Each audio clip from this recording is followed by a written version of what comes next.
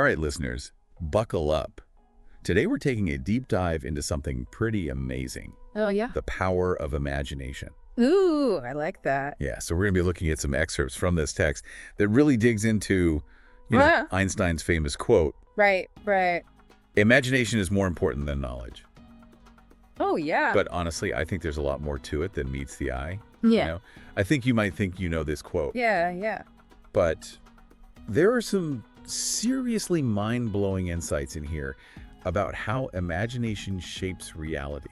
It's true. Like your reality. It's so true. What we often do is we relegate imagination to the realm of, childhood or art. But the truth is, as this text argues, it's the driving force behind every single creation in human history. Okay, so let's unpack that a little bit. Okay. What does it really mean to say that imagination is more important than knowledge? Like, how does that even work? Well, knowledge is inherently limited, right? Oh. To what we already know, but imagination, that's limitless. Oh. It's the ability to conceive of things that don't yet exist, Uh-huh. to see beyond the boundaries of current understanding.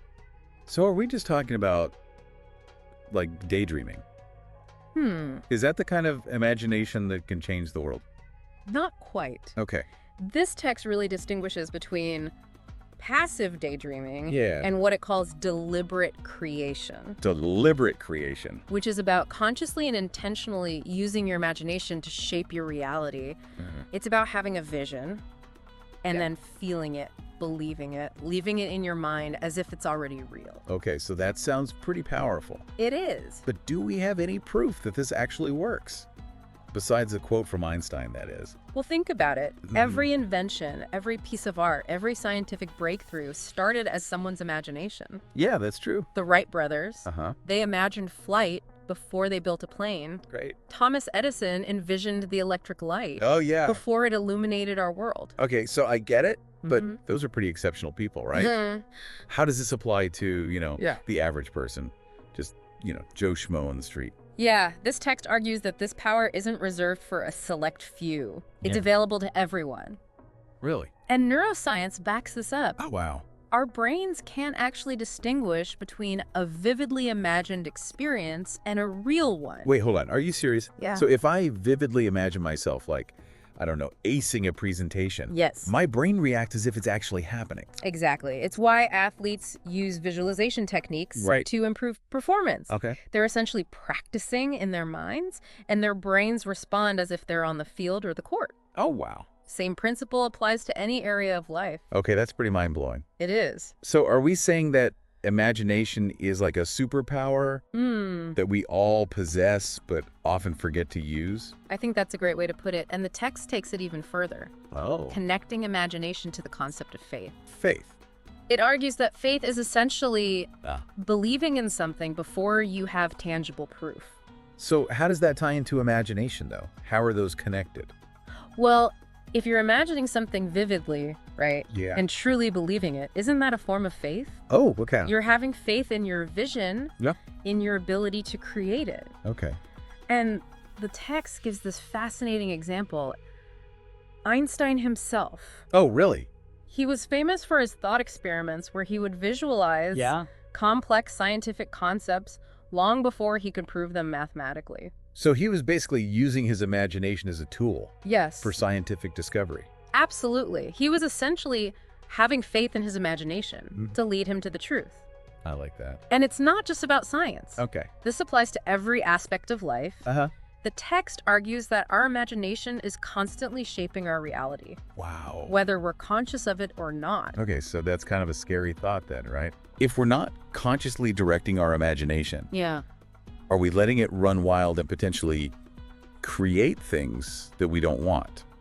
That's a great question, and it leads us to one of the most important points in this text. Okay. The difference between reacting to circumstances and actively creating them. Okay. I'm intrigued. Tell me more about that. Okay, so most people live reactively, right? Yeah. They let their circumstances dictate their thoughts and feelings. Uh-huh. But the text argues that we can flip that script Okay. and become conscious creators. Oh. We can choose the thoughts and beliefs that Right. shape our experiences. So that sounds great in theory, Hmm. but how do we actually do that? How do we stop just reacting and start creating? Well, that's where this concept of deliberate creation comes in. Deliberate creation, yeah. The text emphasizes that it's a practice. Yeah. It's like training a muscle. Okay. It involves setting aside time each day to consciously direct your imagination towards your desired outcomes. It's about visualizing, Right. feeling, and believing as if it's already real. So it's not enough to just think positive thoughts. It's more than that. Yeah. It's about creating a vivid inner world Yeah. where your vision has already come to fruition. It's about feeling the joy, the gratitude, the sense of accomplishment as if you've already achieved it. Okay, so this is starting to sound, I don't know, Yeah. a little, I don't want to say woo-woo, but Right. are there any real-world examples of people who have actually used this deliberate creation Oh, yeah. to achieve incredible things? Absolutely. The text highlights incredible individuals Okay. like Nelson Mandela, Right. who used his imagination to sustain his vision of a free South Africa, Oh, wow. even during his 27 years of imprisonment. Wow. It also discusses Helen Keller, Right. who, despite being deaf and blind, Yeah. cultivated a rich inner world through her imagination and achieved extraordinary things. Okay, so those are some pretty powerful examples. But how do their experiences relate to, say, my desire to, I don't know, get a promotion at work or finally write that novel I've been dreaming of? You know, like stuff like that. Yeah. That's the beauty of this concept. Okay. It's not about the scale of the achievement. Yeah. It's about the principle. Right. The text argues that the same power that allowed Mandela to envision a free South Africa Yeah. is available to you Wow. to create a fulfilling career or bring your creative dreams to life. Okay. It's about consciously choosing to direct your imagination towards what you want, Right. rather than letting it be consumed by fear or doubt. So we all have the potential to be like Michelangelo. Yes. Sculpting our own David, but instead of marble, we're shaping our reality with our minds. That's a brilliant analogy. Yeah. And speaking of Michelangelo, Oh, okay. the text actually shares a fascinating anecdote about him. Okay. When asked how he created the statue of David, Yeah. he said that he simply saw the figure already present within the marble block. Wow. All he had to do was chip away everything that wasn't David. So he wasn't creating something from nothing. Right. He was revealing something that was already there. Precisely. Wow. And the text connects this to our own potential. Okay. It suggests that each of us has a vision Yeah. of our highest self, Right. our own masterpiece waiting to be revealed through the power of imagination. Okay, now I'm really starting to see Yeah. how powerful this can be. Right. But if we all have this potential, Uh-huh. why do we so often get stuck in these negative patterns, you know? Right. Why do we let fear and self-doubt hold us back? That's a great question, and it leads us to one of the most crucial insights Okay. from this text. Fear is imagination misused. Ooh, I like that. Right. So when we're afraid, Yes. we're essentially using our imagination to create the very thing Exactly. we don't want. Yes, we're visualizing the worst case scenario, rehearsing failure in our minds and giving all our creative energy to fear instead of possibility. Okay, so that's a little depressing. But if fear is imagination gone wrong, can we flip that script, you know? Yes. Can we use that same power to imagine positive outcomes? Absolutely. The text argues that we have the power to All right. choose what we focus on, Right. and that by consciously shifting our attention Yeah. to the best case scenario, we can start to create it. So it's not about ignoring our fears Right. or pretending they don't exist. It's about choosing to focus on a different vision. Exactly. Okay. It's about using the same energy and intensity Right. we often give to our fears Yeah. and redirecting it towards our dreams. Mm. It's about believing in solutions instead of problems, Yeah. expecting success instead of failure. Wow, this is giving me a lot to think about. Hmm. But how do we practically train our minds to do this? Right. How do we develop that imagination muscle and use it to create the reality we want? That's a great question. And that's something we're going to explore further Yeah. in the next part of our deep dive. Awesome. Can't wait. We're going to delve into specific techniques Yeah. for harnessing the power of your imagination, from visualization to affirmations to the power of belief. All right, listeners, get ready. Yeah, This is where things get really interesting. it is. We're going to equip you with the tools you need Right. to unleash your imagination and start creating Yeah, the life you truly desire. absolutely. Stay tuned. Yes. Welcome back. You know, before we jump into those Yes. specific techniques for harnessing your imagination, I think it's important to kind of address the elephant in the room. Okay, what's that? Well, we've been talking about this incredible power Right. within each of us, but I'm Mhm. sure some of you are thinking, if it's so simple, why isn't everyone living their dream life? Yeah, that's a good question. What's holding us back? What's the deal? Inertia, for Okay. one. The text points out that our minds tend to default to familiar patterns. Right. Even if those patterns aren't serving us. Uh-huh. It's like walking a well-worn path. Even if it leads to a dead end, it feels comfortable Yeah. because it's what we know. Right. So we need to break free from those old mental grooves. Yes. But how do we do that when it feels so comfortable and familiar? Well, the text uses a powerful metaphor. Okay. It says that our thoughts are like seeds. Okay. Every thought we plant, Uh-huh. whether positive or negative, has the potential to grow. Right? So if we keep planting seeds of fear, doubt, and limitation, Yeah. guess what we're going to harvest? More of the same. Exactly. Yeah. But here's the good news. Okay. We have the power to choose different seeds. Okay. Yeah. We can consciously plant seeds of hope, courage, and possibility, I like that. right? But it's easier said than done, right? I Yeah. mean, our minds can be pretty stubborn. Absolutely. Yeah. It takes effort and practice. That's where those techniques we mentioned come in. Right. The text calls this process deliberate creation. Deliberate creation. Mm-hmm. And it emphasizes that it's not about wishful thinking. Oh. It's about taking specific actions to align your inner world with your desired reality. Okay, so let's get into those actions then. What are some of the key techniques for deliberate creation? One of the most powerful is visualization. Okay, visualization, yeah. The text talks about creating a detailed mental picture of your desired outcome, Right. engaging all your senses.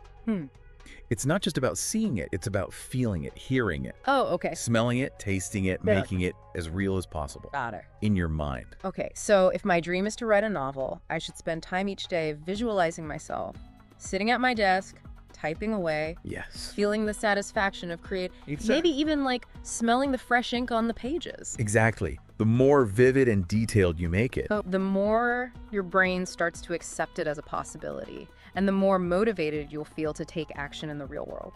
That makes sense. Right. Yeah. It's like giving your subconscious mind a blueprint to work with. That's a great way to put it. Another powerful technique is the use of affirmations. Okay, affirmations, but aren't those just like Yeah. cheesy positive statements? Does that stuff really work?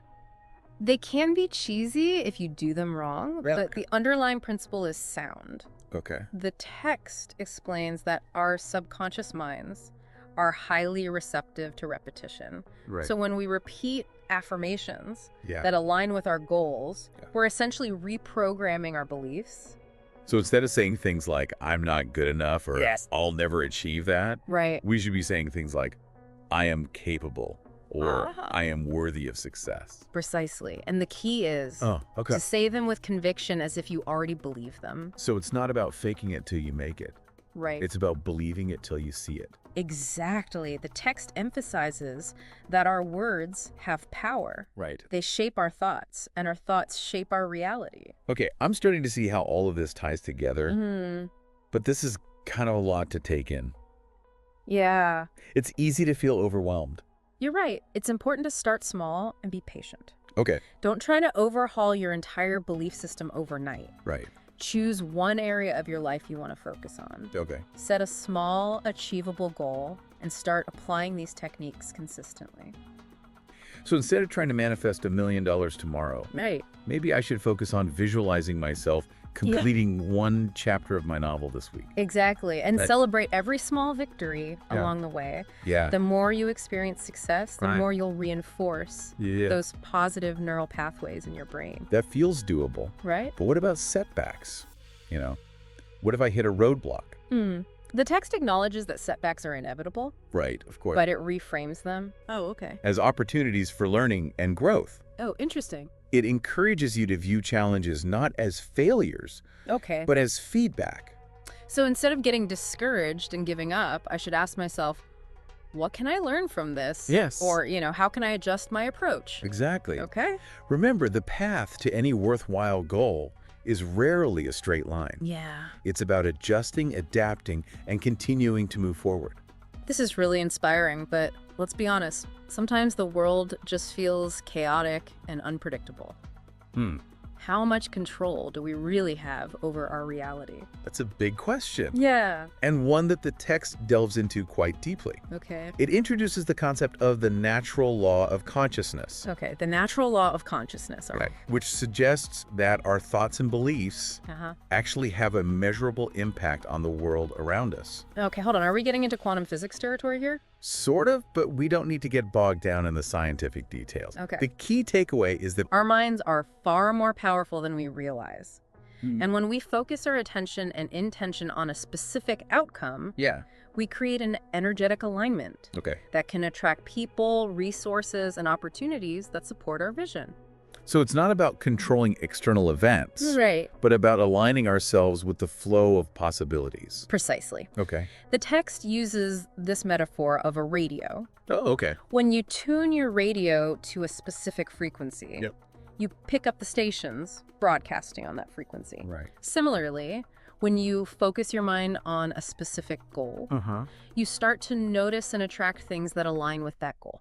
So it's like we're sending out a signal to the universe, and the universe responds by delivering what we're tuned into. That's a great way to put it. And the text emphasizes that this isn't about magic or wishful thinking. It's about aligning your thoughts, beliefs, and actions with your desired outcome. That makes sense. Right. It's like saying that if you want to be a successful writer, you need to do more than just dream about it. Right. You need to actually write. Yes. Study the craft. Connect with other writers. Right. Put your work out there. Exactly. Deliberate creation is about aligning your inner world with your outer actions. Okay, this is all starting to click. Yeah. But there's still a part of me that's wondering, how does this work on a larger scale? Can our individual imaginations actually impact the world beyond our own lives? That's a fascinating question, and it leads us to one of the most inspiring ideas in the text.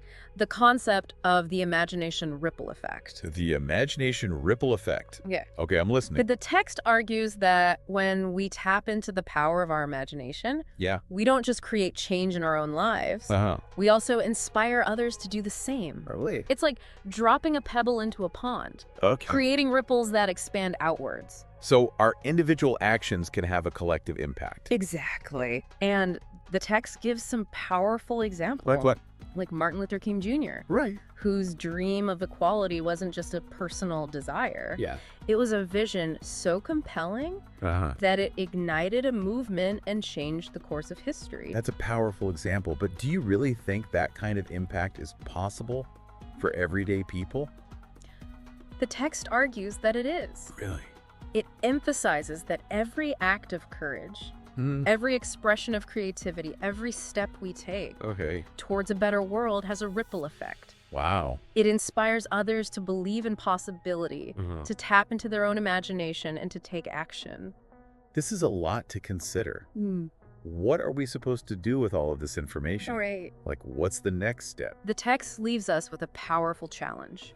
It asks us to consider what world we want to create with the infinite power of our imagination. Wow. It reminds us that we're not just passive observers of reality, we're active participants.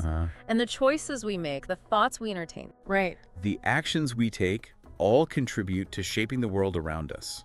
That's a pretty big responsibility. It is. Yeah. But it's also an incredible opportunity. Right. Imagine a world where we all consciously use our imagination to create a reality that reflects our highest values and aspirations. That's a world I want to live in. Me too. Yeah. And the text assures us that it all starts with each of us taking responsibility for our own thoughts and beliefs and choosing to direct our imagination towards creating the good we want to see in the world. Okay, that feels empowering, but let's be honest. It's easy to get caught up in the day-to-day grind. Right. And forget about all of this. Yeah. What are some practical ways we can integrate these ideas into our lives? That's a great question. Yeah. And one that we'll explore further. Okay. In the final part of our deep dive. Great. We'll discuss specific habits, practices, and mindset shifts that can help you unlock the full potential of your imagination. And start living a more intentional and fulfilling life. All right, listeners, don't miss it. Yeah. We'll be back with more insights and inspiration in just a moment. Okay, so we're back and ready for this final part of our deep dive into the power of imagination. I feel like we've already covered so much. Right. From like understanding how our brains respond to imagined experiences to, all that stuff about the imagination ripple effect. But now I think it's time to get down to brass tacks.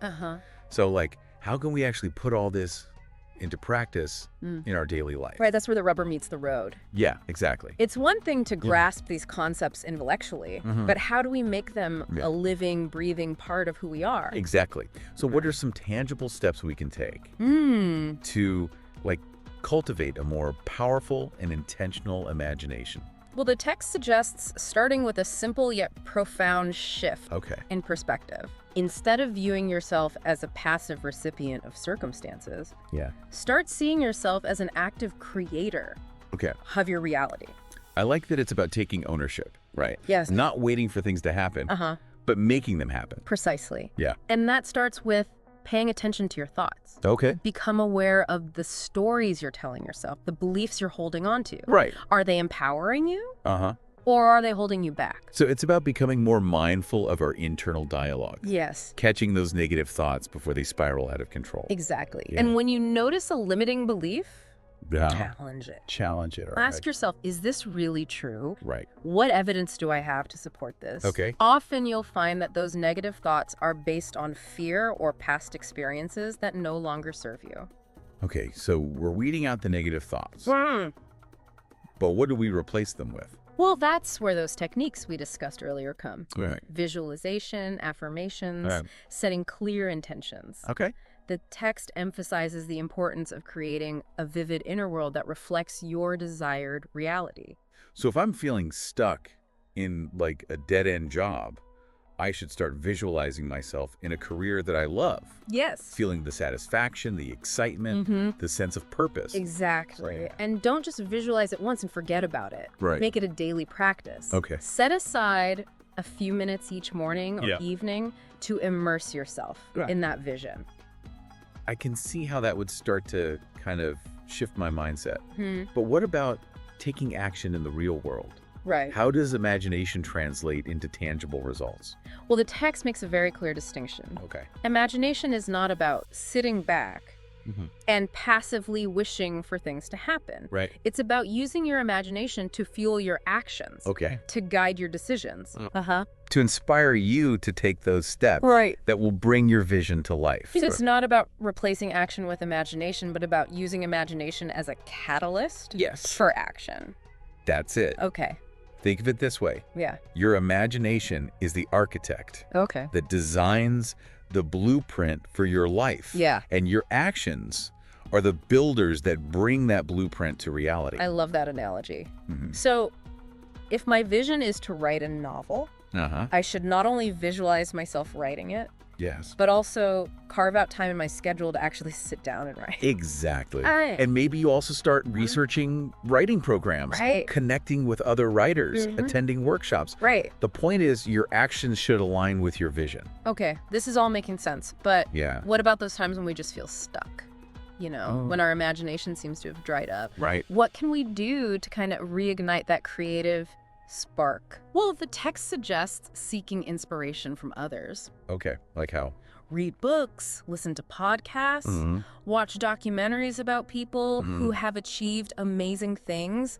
Surround yourself with individuals who are passionate and creative. Their energy can be contagious. So it's about feeding our imagination with new ideas and perspectives. Exactly. Okay. And don't be afraid to experiment. Right. Try new things. Step outside your comfort zone. Sometimes the most unexpected experiences can spark the most brilliant ideas. This is really resonating with me. It's like we're being given permission to, dream big, to believe in the power of our own mind, to create the reality we want. That's the beauty of this concept. Yeah. It empowers us to take control of our lives, to stop feeling like victims of circumstance, and to start creating a world that reflects our deepest values and aspirations. It's a powerful message.